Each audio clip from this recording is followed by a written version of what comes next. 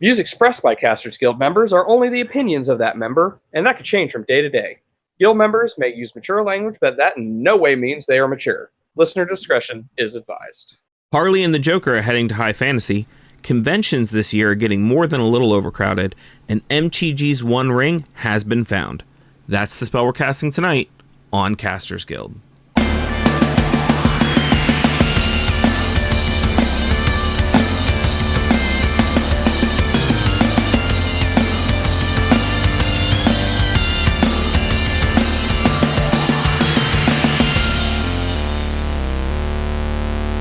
Thank you for tuning into this episode of Casters Guild. I'm your guild master, Ric Perry, and the animated miniseries covering my life consists of 6 45-minute long episodes.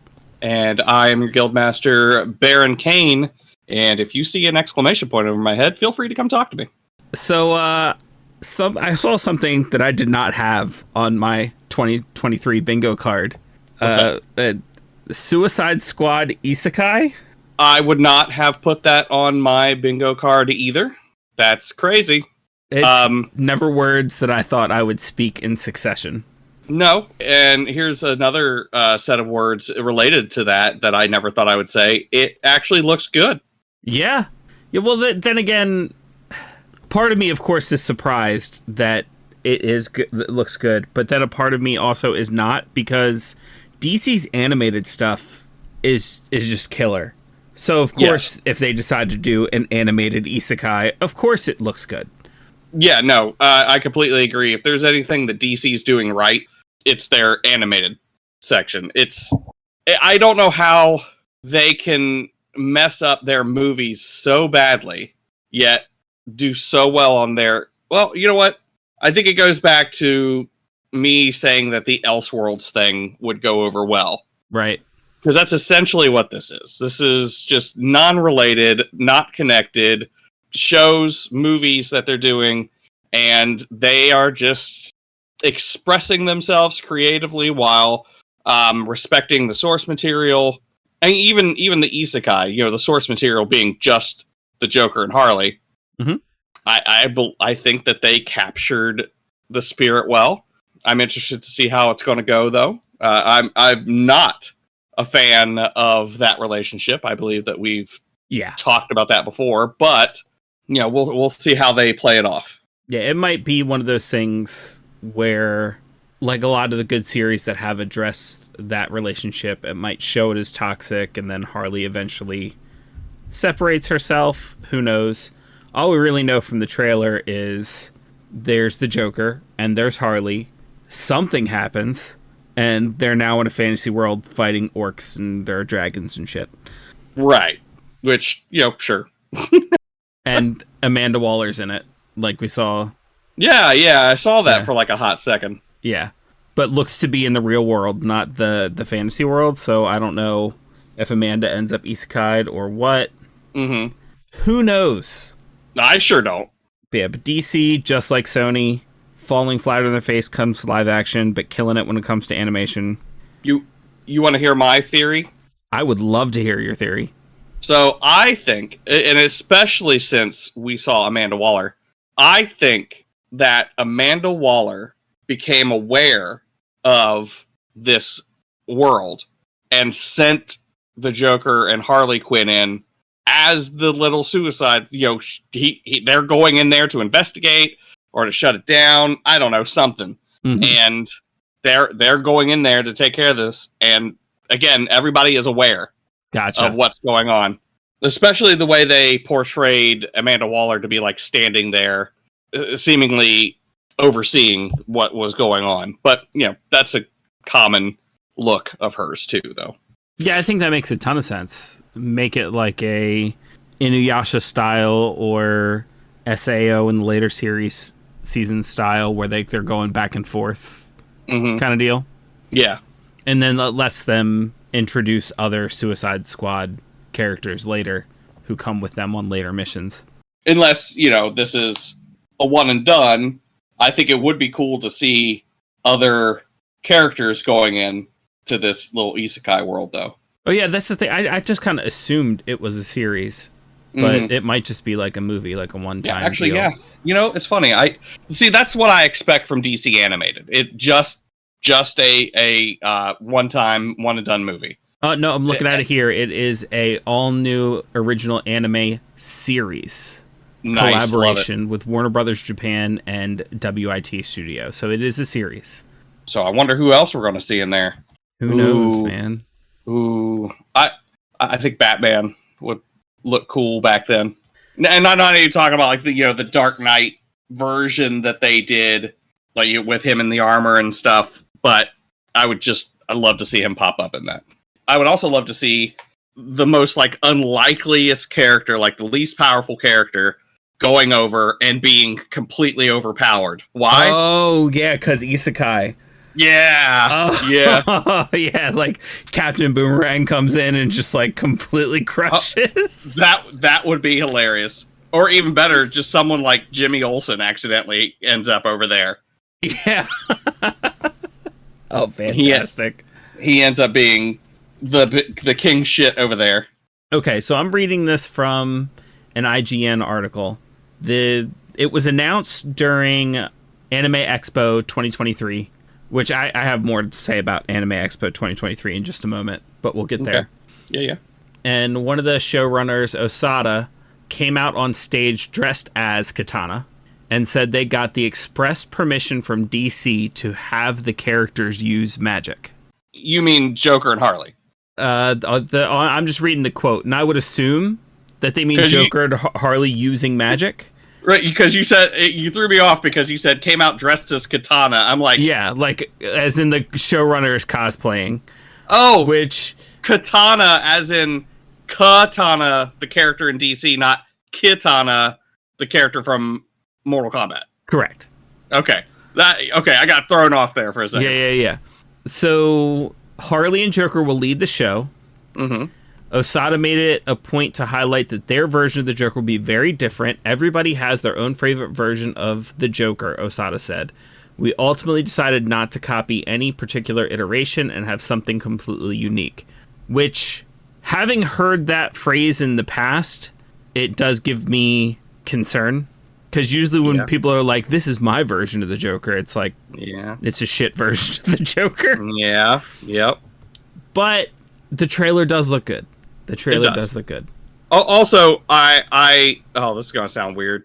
I think that hopefully them saying that this is going to be my version of the Joker, what they really mean is we're not going to make the Joker's and Harley Quinn's relationship toxic.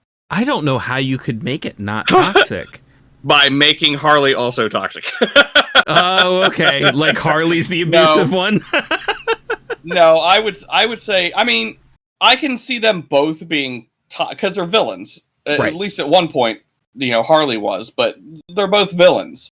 That just means they are shit to everybody else.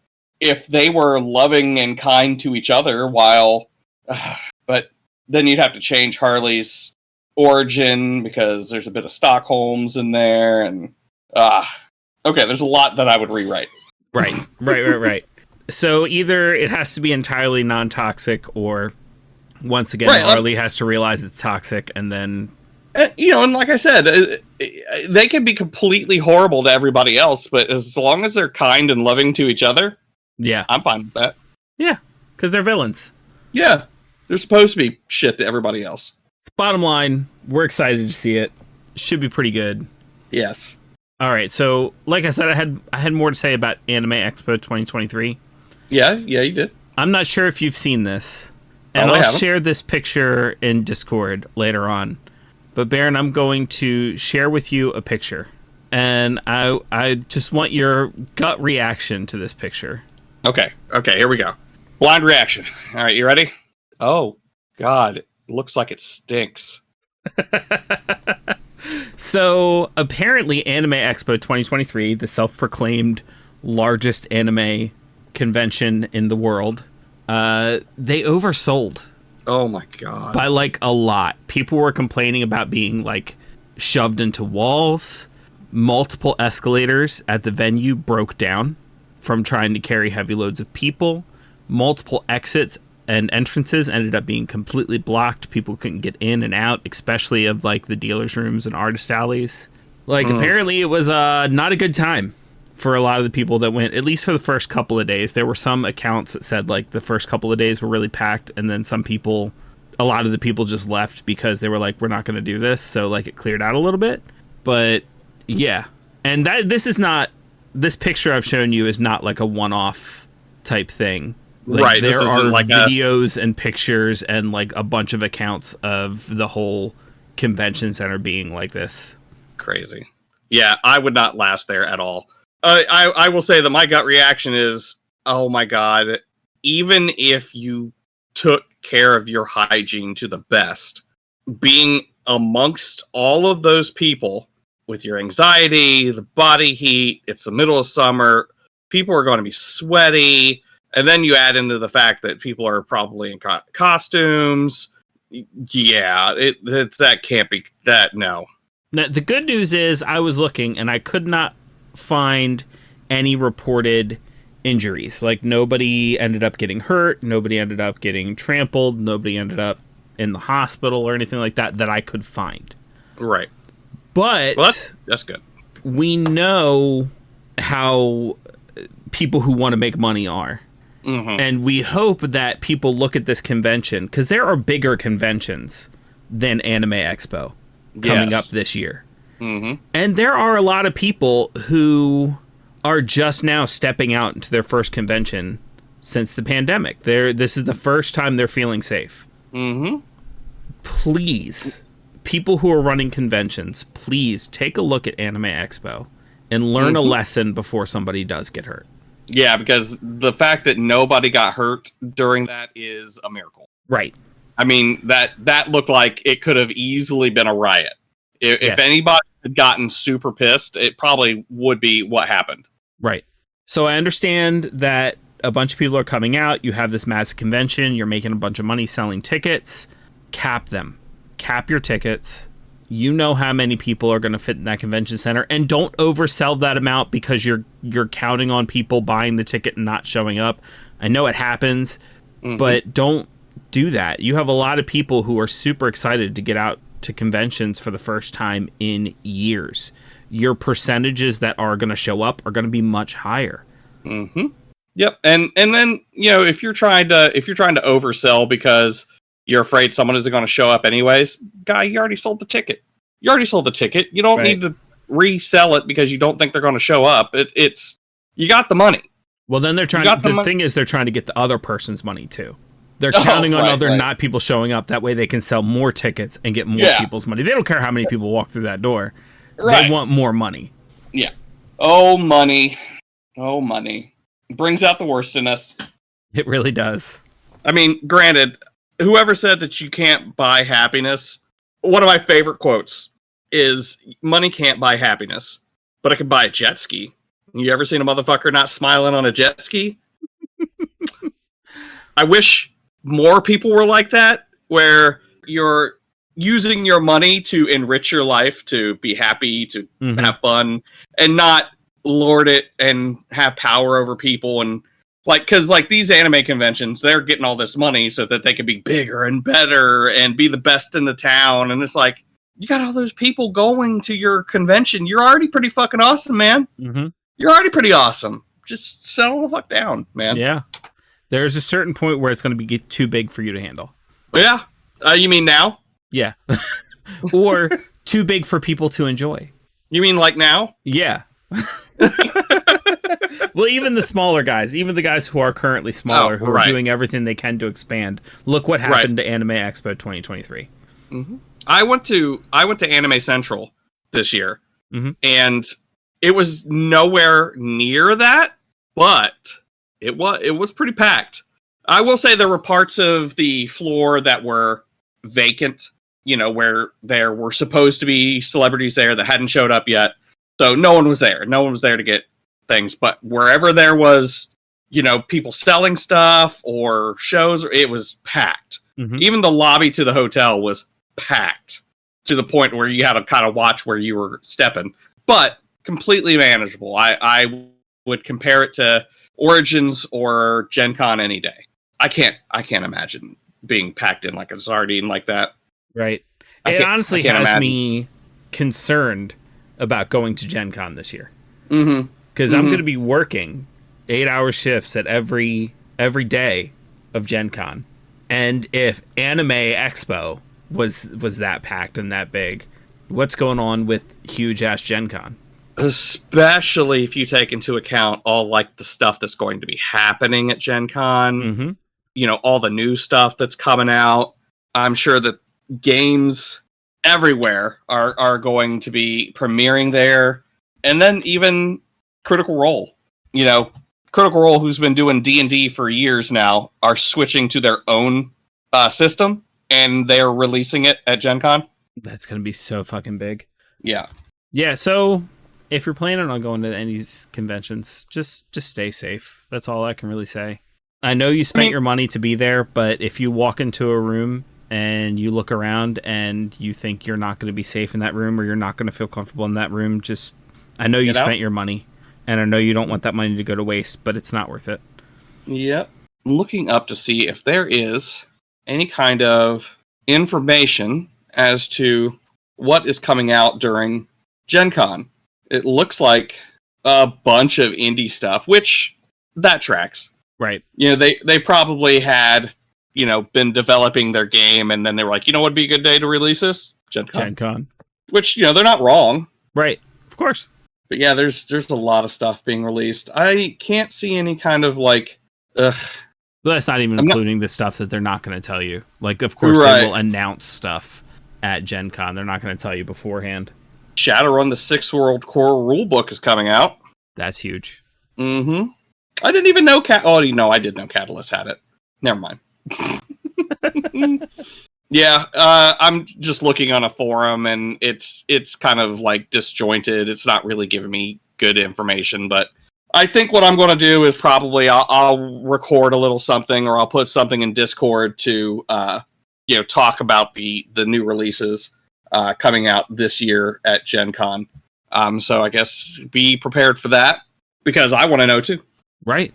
It definitely, if I go this year, which, 75% chance I'm going to go. Mm-hmm. In which case, listen out for some Gen Con coverage. That's right. From your favorite Guildmasters. For our 100th episode. Mm-hmm. I'm definitely going to go, and I'm definitely going to get some Critical Role stuff. That's for damn sure. E.T. the Extraterrestrial Light Years from Home game? Well! Doesn't that just speak to your nostalgic heart? It does. It does. I'm trying to remember. I saw something that was going to be coming out from Modifius soon, and I can't remember what it was. I was like, that sounds cool, and I can't remember what it was. I'm just going to tell you right now, I'm just going to rip this link and just put it straight into chat, because there's some badass stuff coming out, and I think I want half of them at least. Right. Wow. Sorry. I'm sidetracked. No, that's okay. You know what? I'm just going to pop this in right now. Yeah, I'm looking at the same. Not the same thing, but I'm looking at stuff too. So, yeah, I get it. But anyway, yeah, if you are looking for something to do other than a convention because you're worried about it being a little too packed, I have good news if you're anywhere near Colorado. Really? Because the creators of South Park, Matt Stone and Trey Parker, bought Casa Bonita. And then spent millions of dollars making it a viable business again. Yeah, I was about to say, is that a recent acquisition? I think maybe that I heard them talking about doing it at one point in time. It is a rather recent acquisition. They basically bought it as a joke, and then after they bought it, they realized they were going to have to spend like $4 million in renovations, which was way more than what they spent on it, but they just decided to do it anyway. Oh my. Did you share this as well? I did. Were you still going to talk about this a little bit? Yeah. Okay, good. Because them buying it isn't my favorite part. So they spent, like I said, $4 million kind of redoing it, making it a place that could actually be gone to and visited.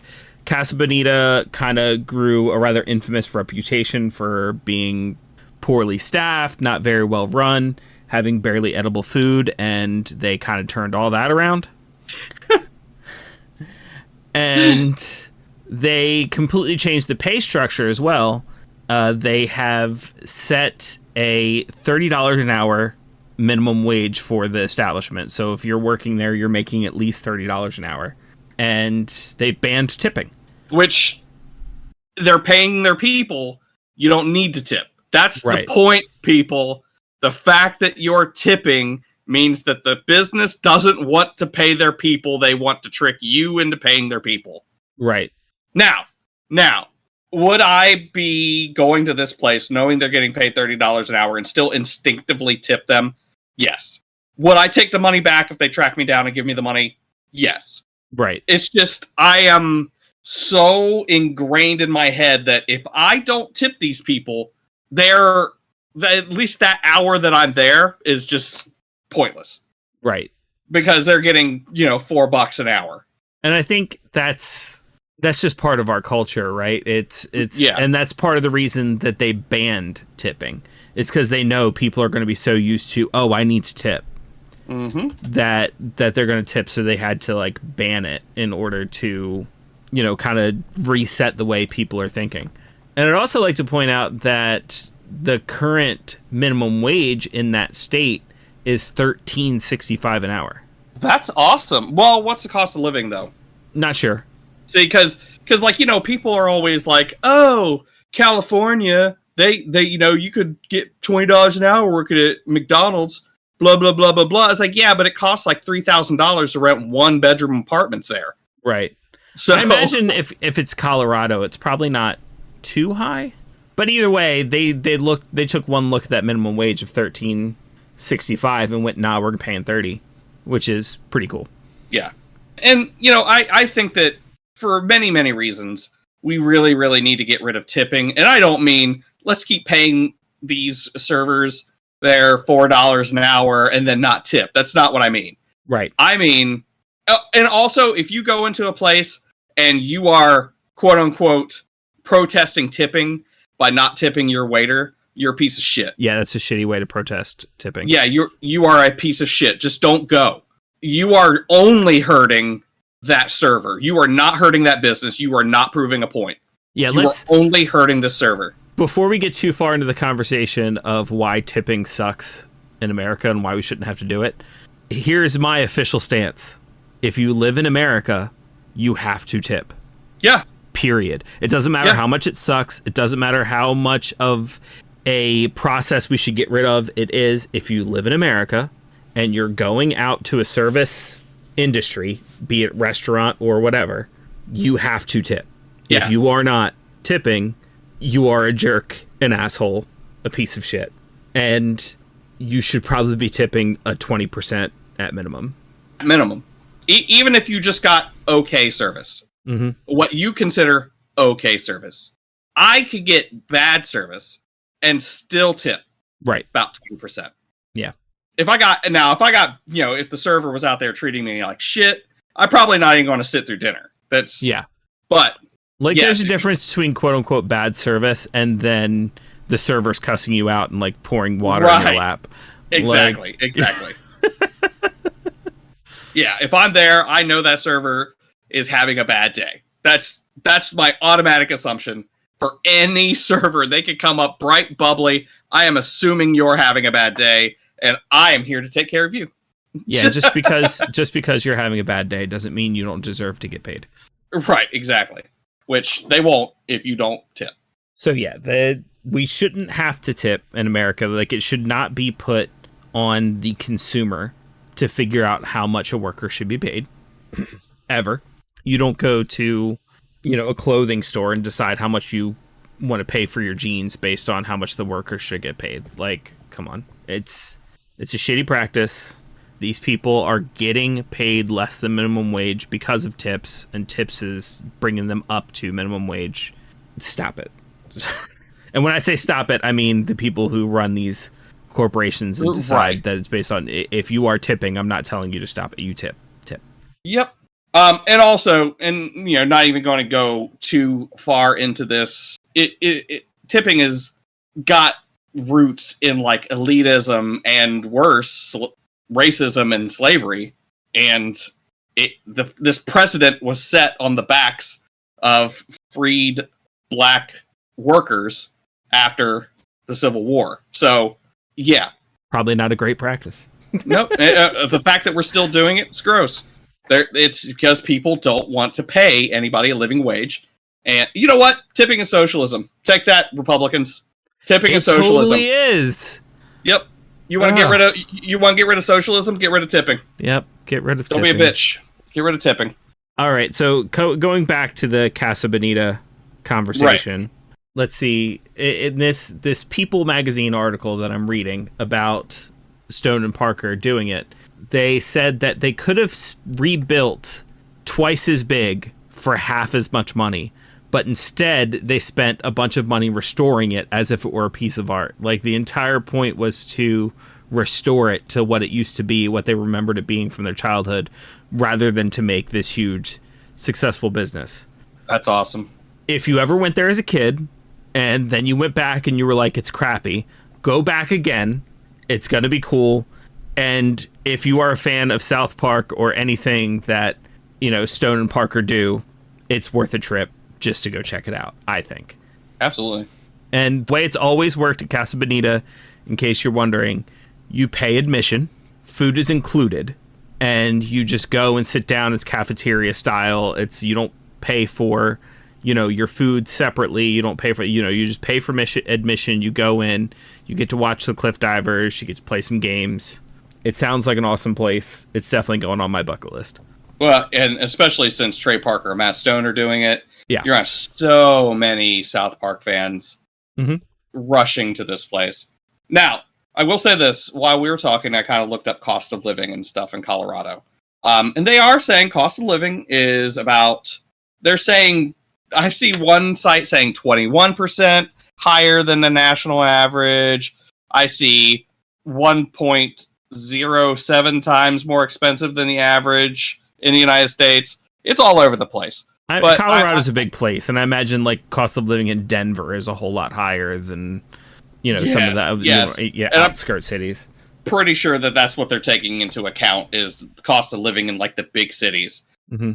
All that said, though, $30 an hour minimum wage, that seems doable. Yeah, that sounds like a livable wage. Yeah. I mean, if cost of living is that much higher, you may be able to rent an apartment, but you also may be able to rent an apartment, save up money to buy a house. Mm-hmm. I can see if this stays a viable.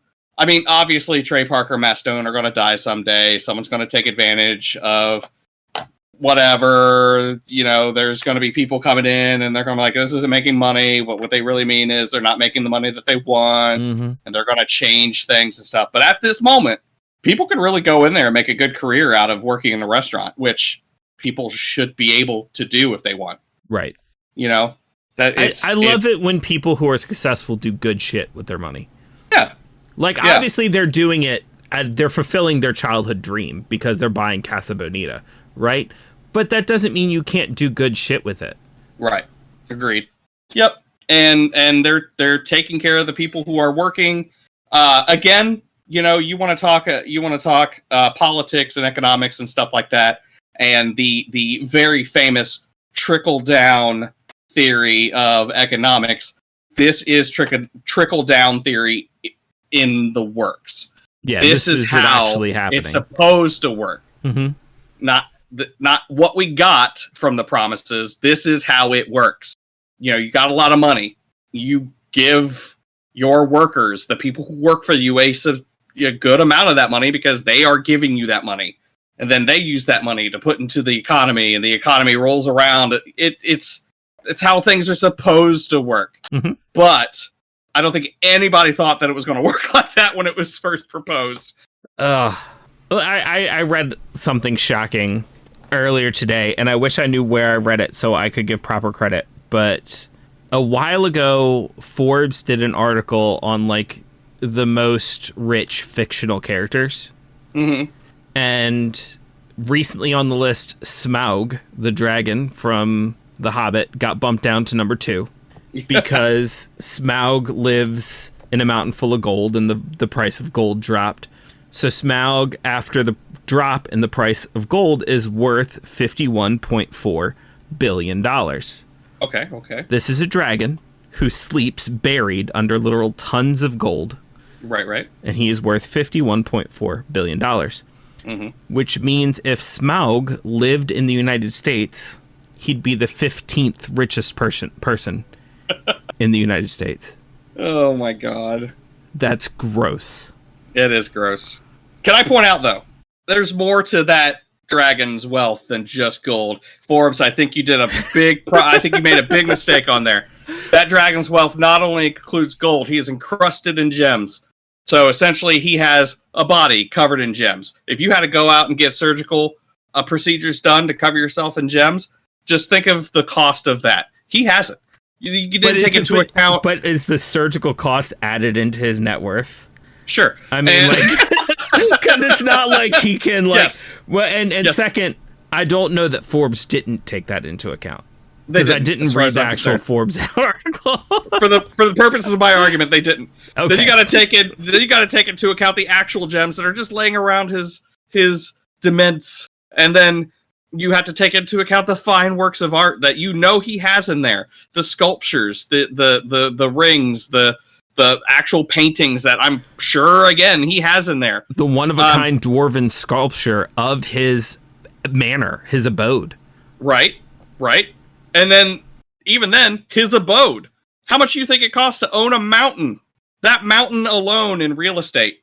Well, not only that, a mountain with a area inside to live.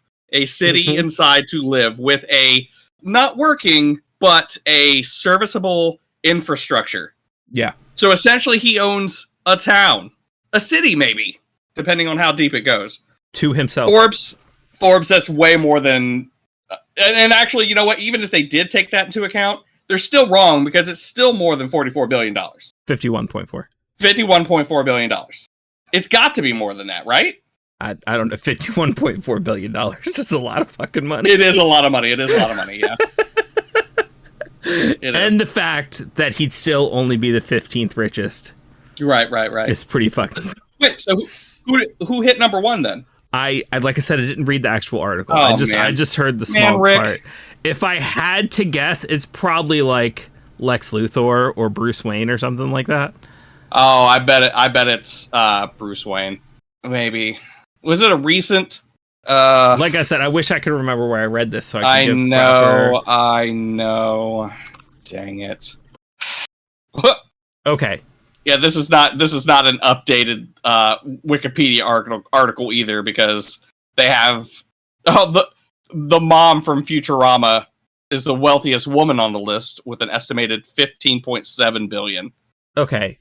Yeah, I found one that's definitely... Here's 2010's Forbes Fictional 15. Mm-hmm.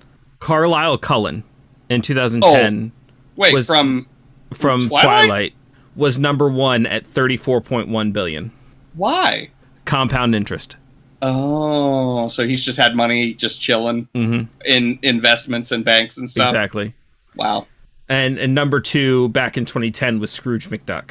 Yeah, the Wikipedia article, $33.5 billion. The Wikipedia article has him Scrooge at number one, but only because they excluded Santa Claus. Yeah. See, yeah, I'm looking at it now. They're putting Scrooge McDuck at $65.4 billion at number one. Wow. And Smaug once again, like I said, at number two. Yeah, I wish they had like an updated list. Well, it sounds like they do it every year, so there probably is one. It's just a matter of finding it. Oh, right. That's true. Anybody got a subscription to Forbes that we could borrow? And this does not hurt my opinion of Eat the Rich, because I would love to eat dragon, and I've had duck, and it's good. So what I can see here of their current list, Scrooge McDuck is number one at $65.4 billion. Smaug is number two. He was worth $62 billion, but after the price of gold dropping, it's $51.4 billion.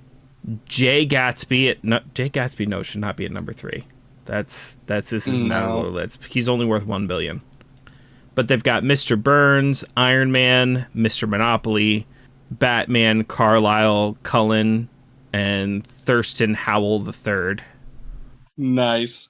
Now, and that's the other thing too. They're putting Scrooge McDuck at number 1 because he has a tower filled with gold.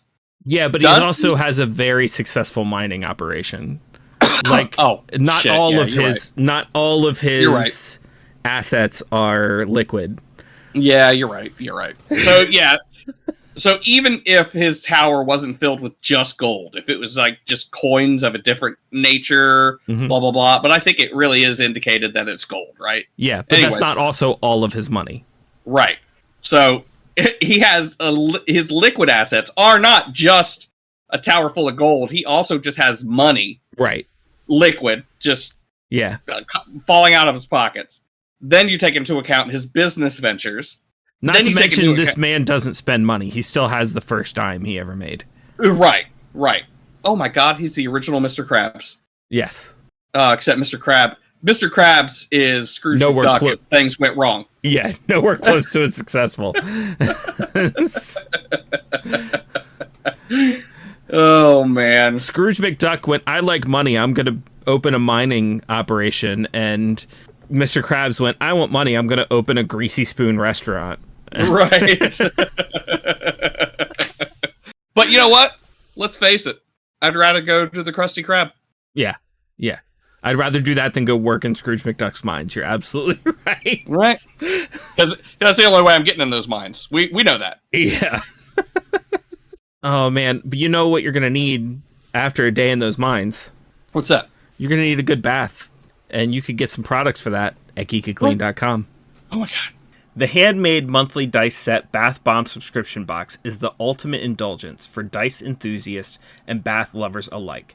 Every month, subscribers receive a curated, handmade dice bath bomb, each with its own unique scent, color, and set of dice. These bath bombs are carefully crafted with high-quality ingredients, providing a relaxing and exciting soak every time. The colors and scents change each month, so subscribers never know what to expect. From vibrant hues to calming shades, and from sweet and floral fragrances to spicy and invigorating scents, the dice bombs change every month. And of course, the highlight of the subscription box is the different sets of dice. Each month, subscribers receive a new set of dice ready for their next adventure. The dice bomb for July is scented with Earl Grey, lemon, bergamot, and soft florals. The dice inside are green, blue, and yellow swirl.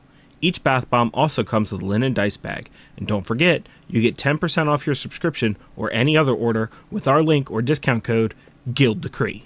Oh, man. Okay, but speaking of a lot of fucking money, I think we've discussed this before, but maybe not. We all know that Magic the Gathering's most recent set was Lord of the Rings, right? Mm-hmm. And they made a card of the One Ring in Elvish that was one of one.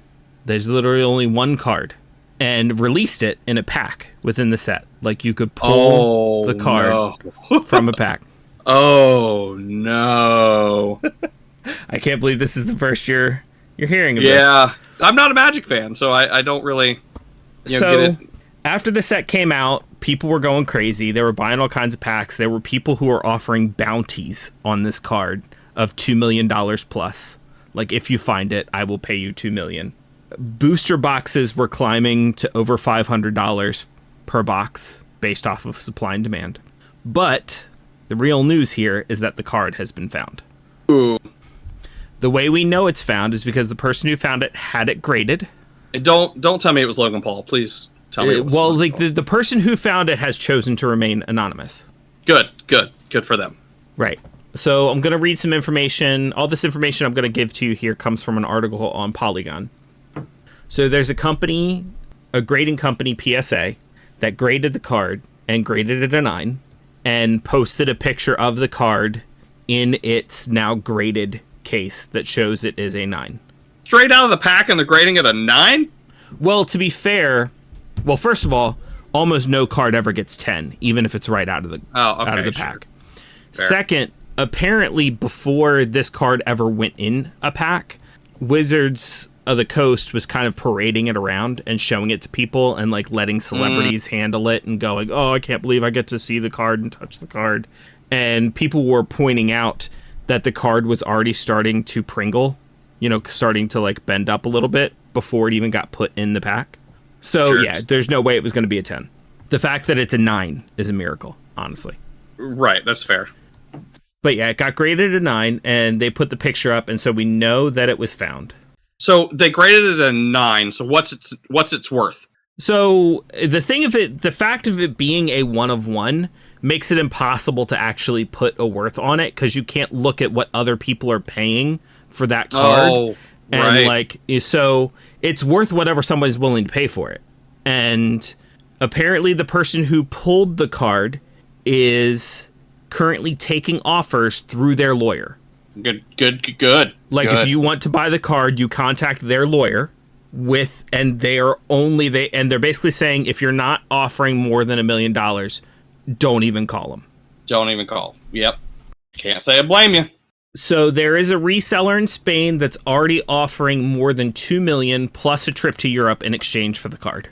Plus a trip to Europe? Mm-hmm. How long, though? I don't know. I don't know. There is a reseller called Dave and Adams that had reportedly taken receipt of the card, but is not able to exceed its previously offered bounty of $1 million. There is someone that Polygon spoke to this past Friday by the name of Jeff Tyson, co-owner of Maximum Cards and Collectibles in Whitby, Ontario. Tyson said that the One Ring was found by the cousin of a regular customer who learned of the epic pull while in the store.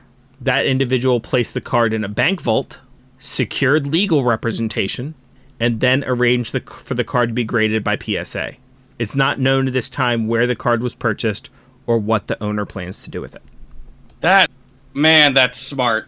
As soon as he got it, or she, as soon as they got it, immediately locked it up, got legal representation. You are number one in my book. You are smart, and if you aren't smart, you have a good support system. Yeah, this card, I don't think Wizards took into account the fact that this card was literally putting people's lives in danger. Right. Yeah, because people would definitely come after you for this card. Yeah. And not only that, even if they do sell it for $2 million, there's still going to be people coming after them. Yeah. I mean, I think this is why the person is still taking offers, because if they publicly take the $2 million offer from the reseller in Spain, people then know the where, the when, the who. It's all public. So they're like, they can intercept this deal. I think that's why, and the fact that they have to go to Spain and take the trip to Spain in order to do it, it puts their head on a fucking... No, this is what I would do. I would say, I'll sell it to you. Let's just say $2 million. Mm-hmm. I will take your trip to Europe, but only after you come to America. Mm-hmm. I put that safety deposit box in your name, and you get it your damn self. Yeah. Because I'll be damned if I get that out of there and I'm attacked on the way there. I think that's what the current owner of the card is waiting for. And an over $1 million offer where they can just make the person go get the card themselves. And if that's what they're waiting for, they're brilliant. Keep doing that. Get your money. Yep. It was just a normal customer that got it. Yep. Or that's the rumor. We don't know who got it at this point. Oh, could have been anybody. Fair. But at least if you're a fan of Magic the Gathering and you're a fan of the Lord of the Rings, you can actually go buy cards at a decent price now. The card has been found. You don't have to spend $500 on a booster box. Go get some cards. Yep. Oh, people and money again. People and money. Right. But I mean, you know what? Oh, man. All I'm thinking of is these booster boxes are out and they hear about it, right? Mm-hmm. All I can think of is people with a bunch of money going into the stores and buying up all the booster boxes. Mm-hmm. Meanwhile, there's some kid that just wants to play Magic and is a fan of Lord of the Rings and isn't able to get any of these cards because people with money are stockpiling them. Right. I think at the very least, these motherfuckers that are going out and getting these cards, if they didn't get it, they should donate them back. I hope you know what? I hope they fucking lost a ton. If you are a scalper and you were spending $500 on booster boxes and making it so, I hope you get none of your money back. Mm-hmm. I hope you don't pull anything good from the packs that you got. I hope nobody buys your fucking boxes. Like, I hope you lost your shirt on this shit because you didn't get that card. That is what I would wish, because what I wish will never ever happen either. Mm-hmm. Them just donating the cards back to the kids who need them and kids who couldn't get them because they were being dicks. But yeah, as it is, I'm probably just going to have to hope that they break the bank and they screwed themselves. And I hope you struggle to unload the cards at cost. I hope that you are storing these in your basement, in your game room, your finished basement, and you're ready to get these graded, you're ready to get these sold, and there's a huge flood, and your basement gets filled up to the brim, ruining your comics, ruining your cards. That's what I want. If you're fucking scalping these. Mm-hmm. Now, if you saved up your last penny to buy one of these $500 boxes because it's all you wanted, like, I'm not talking to you. Mm-hmm. Like, I hope your $500 box ends up being worth it. I hope you pull whatever the second rarest card from that set is, and I hope you have a fantastic time. I hope you have fun with your cards. We're talking specifically about the people who are scalping and are fucking people over with the cost of the cards. Mm-hmm. And that just kind of just puts in the spotlight again the big problem with these games. With the whole reason why I don't even play them is because this is a very much pay to win game. Mm-hmm. You know, only the people who have the money to put into buying these are going to win. That's it. I think that if we had a tournament where people would get just kind of proxy cards that, you know, I don't own these cards, but here is, you can build whatever you want from whatever is in this set. The most rare card, the least rare card, I don't care. Make a deck out of it. These people that are spending all the money to get these cards wouldn't win. Right. The only reason why they're winning is because they got the money to pump into getting the great cards. Right. That's why I applaud things like Commander, which is a format that was created not by wizards, but was created by fans. Mm-hmm. And you can have a deck that's worth $10 versus a deck that's worth $400, and your $10 deck has a pretty good chance. Yeah. And why, when it comes to tournaments you're going to spend money on, I've always enjoyed Draft for any kind of card game, because you have just as much, you have just as much chance as everybody when you put your money in. Yeah, it puts it back in the hands of luck. Because that's what I think that's what they were originally thinking, is these booster boxes, you're just going to get random cards, and you just gotta make what you can out of what you got. Mm-hmm. They didn't take into account people buying, not at first. I don't think they did at first. They didn't take into account people buying hundreds of boxes just to get the cards that they want to make the best deck that they can get. Right. That's why I like Keyforge too, because it's a trading card game where you buy a deck and then you can't change it. Like, you can't buy individual cards. Oh, okay. Like, every deck in Keyforge has a different backing to that deck. So you literally cannot change cards out. So if you want a different card or a different deck, you gotta buy a whole different deck. It's like when you buy a booster pack, that booster pack is the deck. And you get what you get. So I guess if you had a bunch of money, you could go out and buy like hundreds of decks until you get the deck that you want. And the other thing is, every deck is unique. There is not a single deck that has the same card list as another deck. So you can't even go out and buy hundreds of decks until you have the same deck as the last guy who won a tournament. Like, it's impossible to get that exact same deck. But moving on from that, let's talk about the series I love to hate and hate to love, and that's Overwatch. Mm-hmm. Overwatch 2 has a new animated miniseries that will be streaming this month. I think I saw clips of that, but didn't realize that that's what that was. Yeah, well, the only thing they've released of it was a trailer so far. Mm-hmm. And the first episode will come out tomorrow as of day of recording. So by the time you're listening to this, it's out. You can go watch it. It's all about the lore of Overwatch and the Omnic War and all that good stuff. So I'm going to watch it, and I'm going to hate it, and I'm going to love it. And that's Overwatch. And it also is basically the launch of the new story missions like the PvE missions I was telling you about that's replacing the PvE mode. Mm-hmm. And this is, once again, the start part where I start to hate. Each mission is going to be $15 a piece. Ooh. Mm-hmm. And the big selling point of the $15 is after the season's over, you can still play it. It's still available because you bought it. Now, And it's like, it's not available unless you buy it anyway. If the big selling point is that you get to keep it, it means at some point in time, you thought about having us pay the $15. And then once the season's over, it's gone. Yep. Which means I literally paid my money for something that I only get access to for a certain period of time. And like now you're saying, oh no, we're so kind, you get to keep it. I guess that's kind of like renting, though. You just described renting. That doesn't make it good. No. But it's like you were saying that, and I was like, huh. Yeah. I'd go to Blockbuster, drop $15 on 3 movies, and then I have to return it in 3 days. That's, huh. But that's not that's not a mission in a game that was supposed to include a PvE mode when it launched anyway, and it just doesn't. So like here, pay $15 to get a small portion of a mode that was supposed to be included with the game. Right. So I'm assuming you go into these missions, and I'm assuming that you can get. Yeah, I don't know how Overwatch works. Explain it to me like I'm a grandpa. So the way these new missions will work different from the regular game. Well, hold on. Let me. I'm going to put the conversation on the rails. Okay. Can you get equipment in the Overwatch game? You can get cosmetics. So that said, when you go into these story missions, can you get new, say, cosmetics or even new equipment or even in-game currency that you can use in the PvP section? I would assume, but it is not stated whether or not you can.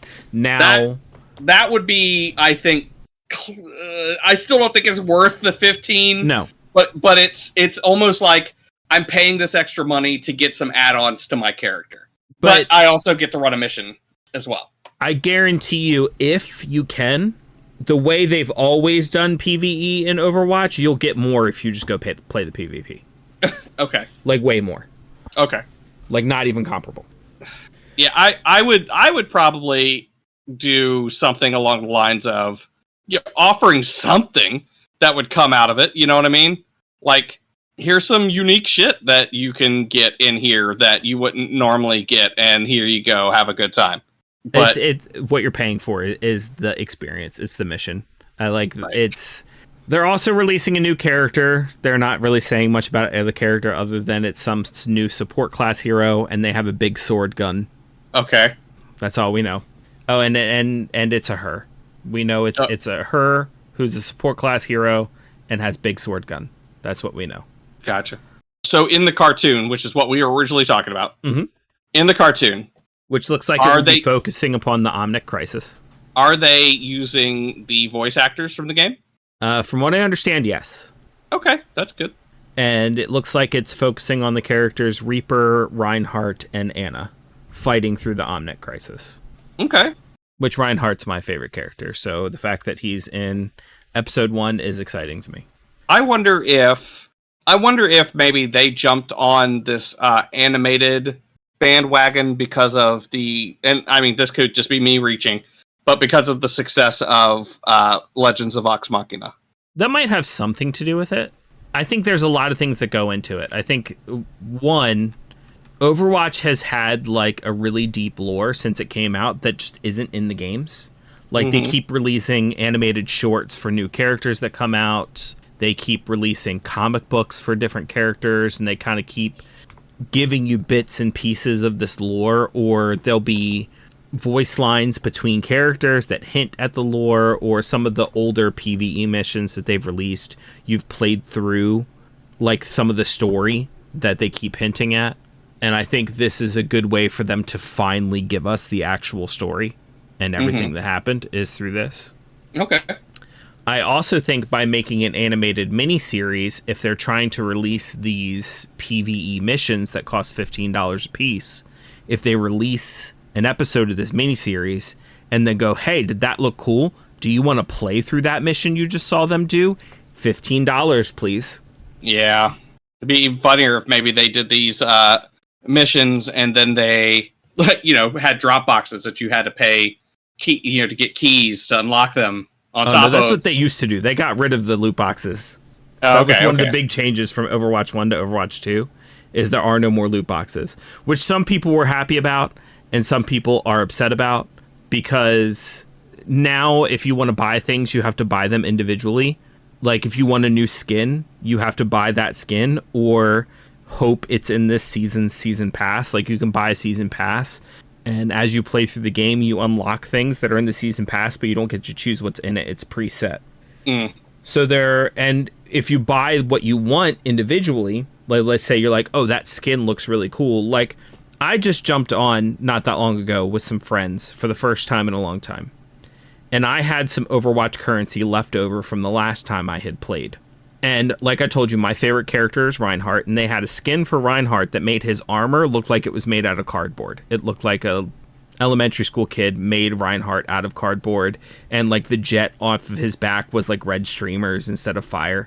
It looked really cool. I was like, okay, I'm going to buy that skin, and it cost as much as the amount of currency that I had, which was 1,500 Overwatch points or whatever they call them. Right. But a season pass is 1,500 Overwatch points. Okay. So if someone, instead of buying that one skin, they buy the season pass, they get a ton of skins, a ton of voice lines, a ton of, whatever, as long as they play the game and complete the season pass. So that gives you an idea of how much a singular skin, if you want to buy one skin, costs. Meanwhile, they used to do loot boxes, which were random. When you opened the loot box, you didn't know what was in it. But those only cost like 300 to 500 Overwatch points a piece, and each one of them was guaranteed to have like 5 or 6 things in it, like skins, voice lines, stickers, stuff like that. So some people were like really glad when they got rid of loot boxes. Some people were kind of upset when they got rid of loot boxes. I don't know. I like to think that the people who are upset, and I say I'd like to think because I really don't know. I don't have any evidence backing it up. But I'd like to think that the people who are upset that the loot boxes in any game go away are the ones who actually have the money to just drop on shit. I'll say from my perspective, I was upset when they got rid of the loot boxes. Hold on. I didn't take into account that you can use Overwatch points. Yes. Which you can earn. Yes. So yeah, never mind. Yeah. Again, I don't know anything about Overwatch. If you want, come for me in the comments in Discord. Only in Discord. I was upset mostly because I usually wasn't looking for specific things when it came to what I wanted to get from Overwatch. I liked only having to spend 500 and get a loot box and then just get random shit and then go, oh, look at the cool thing I got. Now when I get points, and that's why I earned 1,500 of them and hadn't spent them, because I'm like, I don't know what I want to spend this on. Mm-hmm. And the other thing is, like, I spent all of my points on that one skin. What if next week a cooler skin that I really want comes out, and now I don't have the points because I spent them on that other skin? It's whereas if they announced a new skin when loot boxes were coming out, I'd be like, oh, let me just grind the game for a while and open like 5 loot boxes, and maybe I'll get the thing I want. Yeah, that's fair. I don't know. Once again, other people have very good arguments on why loot boxes are bad and why you should just be able to buy what you want. And I'm not saying they're wrong. I'm just saying I liked loot boxes. And some people would say that makes me bad, but such is the nature of the game.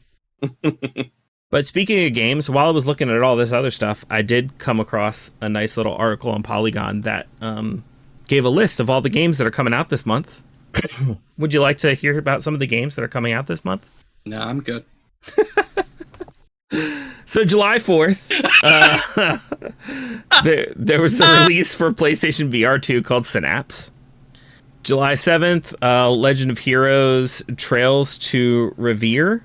That's for Switch, PlayStation 5, and PC. I'm going to skip past to these that I don't know what I shouldn't even have told those first two because I don't know what those are. I'm going to skip past some of these.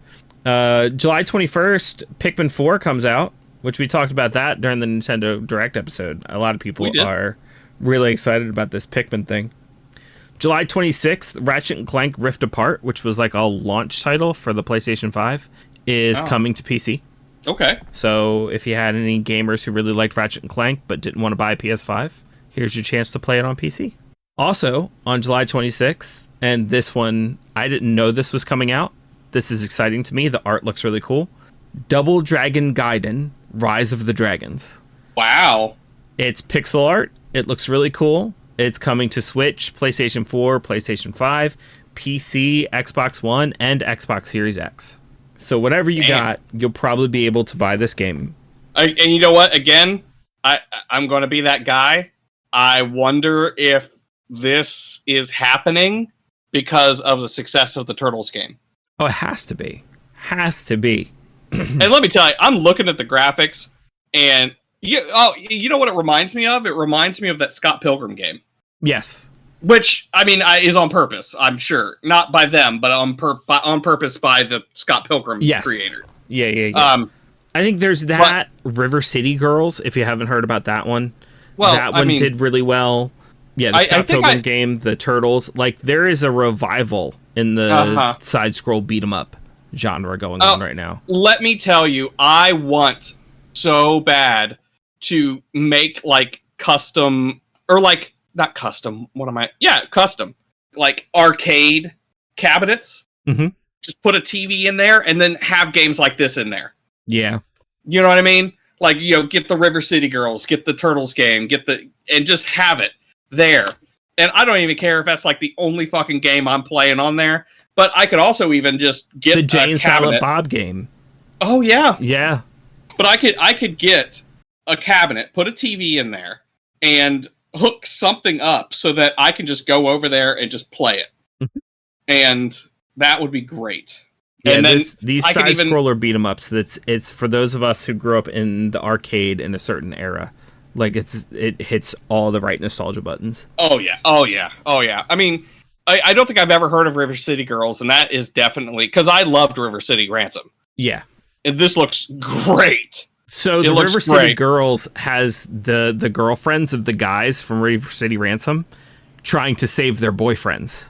That's great. And a bunch of internet celebrities, like YouTubers and stuff, and influencers and stuff like that, provided voices and things like that for River City Girls. So, you can even buy items like you could in the. This is why do I not own this game? That's a good question. You gonna wish list it right now? I am on my way. On my way. I'm on my way. I'm on my way. But yeah, the new Double Dragon game, it looks so good. It's only $15. It's not expensive. It's only $15. Just wait a couple days. We are in the middle of the Steam summer sale. No, it might hit. No. That's why it's $15. It's because it's on the summer sale. Yeah. Wow. Wow. And bought. No way. There's no. I guess I shouldn't tell you about. Let that go.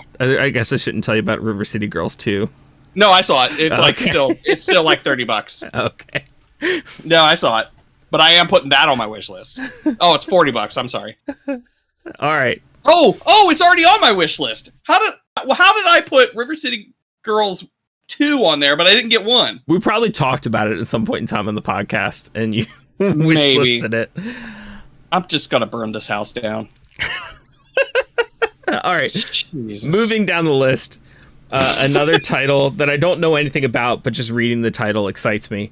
July 27th, The Expanse, a Telltale series. Oh shit! Which I thought Telltale was dead. Me and the Spawn, we were having the same exact conversation. Mm-hmm. Because he likes the Telltale series. He's played through and replayed through The Walking Dead. He's done the Batman one. Good.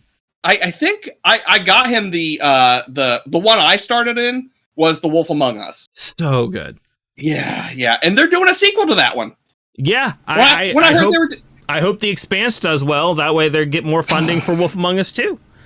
Crazy. But whatever The Expanse is, I might have to do a little bit of research to find out what exactly The Expanse is, but just seeing Telltale's name on a game coming out this month, it does the heart good. We'll say that The Expanse is something that I didn't keep up on because I have this habit of Like, sometimes first season, I won't like a show. Other times, first season, I don't think it's going to last, and I don't want to fall in love and get my heart broken again. Mm-hmm. You know what I mean? Yeah, I do know exactly what you mean. The Expanse, though, I believe I think that made it. So do you know anything about The Expanse? I don't. I literally don't know anything about that title. It's a sci-fi thing. Mm-hmm. And it is kind of, from what I've seen, gritty, and I've heard some people say that it deals with like sci-fi, I don't want to say sci-fi nature or tropes, like the tech in it. They try to treat it realistically. I don't know exactly what that means. Again, I only watched a little bit of the first season, but I don't even know how long it went. Is it still going? It might be something that you and the Spawn can get into together, since you know a Telltale game is coming out. Mm-hmm. That's true. I'll tell you what, though. I have the hardest time getting him into things, but what I'll do is apparently I plant the seed, and then he goes over to his mom's house, and it flourishes. Oh, well, there you go. I think it's because they watch TV over there, like old shows and stuff a lot. Yeah. And, like, for instance, like Star Trek. I've tried to get him to watch Star Trek multiple times, right? They watch it all the fucking time over there. Right. So, he gets that seed, he goes over there, and probably while he's on his phone or drawing or something like that, he'll hear something and watch it, and then he gets interested. Now, I will say that I got him into Star Trek because... I got him into Star Trek because he was obsessed with Stranger Things. Okay. And I bet you're like, I don't get it. No, everybody knows the classic Stranger Things to Star Trek pipeline. Right. I don't even need to say it then. I don't even need to say it. But no. So go ahead and tell us for the viewers, for the listeners, right. For the new people who are just listening and maybe getting into sci-fi. Right. So he developed this big crush on, I can't remember his name now, but the Russian scientist guy with the glasses and like the Slurpees, developed a huge crush on him. And I was like, there's a Russian guy in Star Trek, and he was like, what? Watched it, and watched it for Chekhov, fell in love with the nuclear Sulu. vessels. Oh my gosh. But fell for Sulu, and then is just now in love. He's a complete Kirk apologist. Will defend him to the day he dies. I'm like, that's fantastic. Yeah. Oh my gosh. And again, he's just pure, like, he'll watch some Next Generation, but nothing like the original series. Just obsessed with the original series. Bigger fan of the camp, I guess. 7 seasons, by the way, for The Expanse. Yeah, 7 seasons, and it looks like a sequel series. Oh. Now. And a game by the Telltale. Now, all that said, is it going to happen? I don't know. That writer's strike is going to really put a damper on things like that. But 7 seasons of The Expanse, I think I could work with that. Yeah. I think I'll finally give it a chance. It's definitely enough to play the game. If nothing else. Right. Maybe, you know what? Maybe this writer's strike will go on way longer than any of us think, and I'll actually like catch up on things that I've talked about watching before, and I don't because new stuff keeps coming out. Yeah, take advantage of it. That's my advice to anyone out there who is super into movies, super into TV shows, who are like, what are we gonna do if this writer's strike goes on and they stop giving us new stuff? We have decades upon decades of media that's all available that you can go back and you can watch some shit that you missed out on, something that a friend recommended to you and you just didn't have the time. I even have another suggestion. Go to your local library. Yeah. Go to your local library. They probably have DVDs and stuff on movies, all that fun stuff. Or read a fucking book. Yeah, right. Support those writers. Why don't you? Now, I will say this. It looks like the writers are obviously still on strike. However, the actors are kind of like going back and forth. They're delaying strike and all that stuff. And I think that, I don't know what's going on, but I really, really think that the actors need to quit being bitches If the actors went on strike, this thing would be over. Yeah. Over. But they keep delaying their strike. You know, they're extending contract talks. Just go on strike at the very least to get these writers what they need to survive. Right. As a viable career.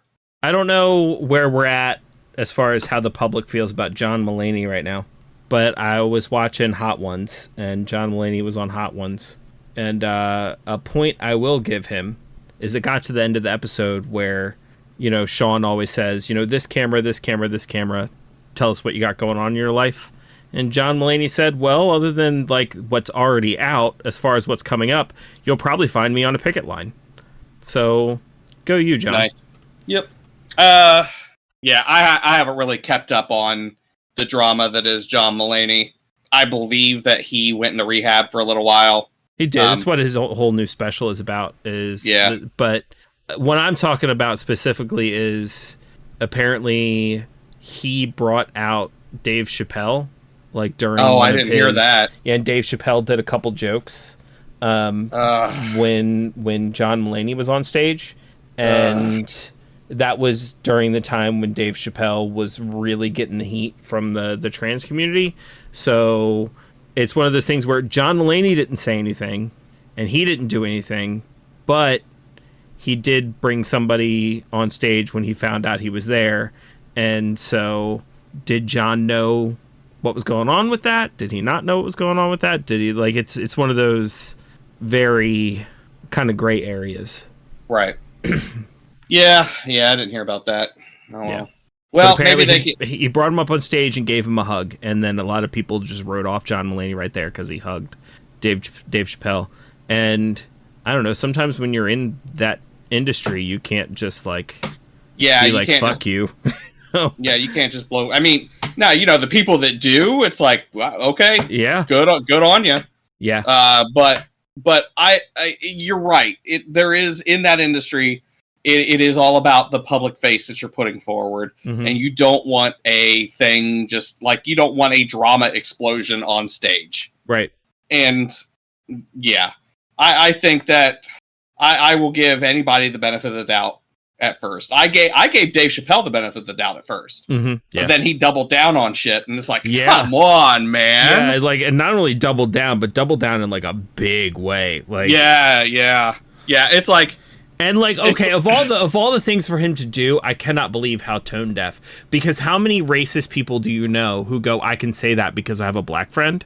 And like he basically did exactly that. Like his next thing, he was like, I can say this stuff because I have a trans friend, and it's like. That doesn't. Which, if that was part of the joke, like if this has just been a whole setup to a huge joke, I might laugh. Like if he came out and was like, and that's what it's like. Oh, that's what I have to go through, and it's like, okay, you. but it's still, yeah. It's you're right. Very tone deaf. Yeah. Very and even before I had known that my kid was trans, it just doesn't seem right to me. I don't understand the whole I don't understand how people don't understand the live and let live. Happiness is the key to everything. Your perception of reality is what's most important to you, and you know what? You have to respect someone else's perception of reality. Right. I mean, even it's not toleration. It's not. This has to be acceptance. You have to accept that this person sees reality and experiences reality in a different way than you. And what is going on inside their mind, their body, their heart, their soul is not what's going on in your body, heart, mind, and soul.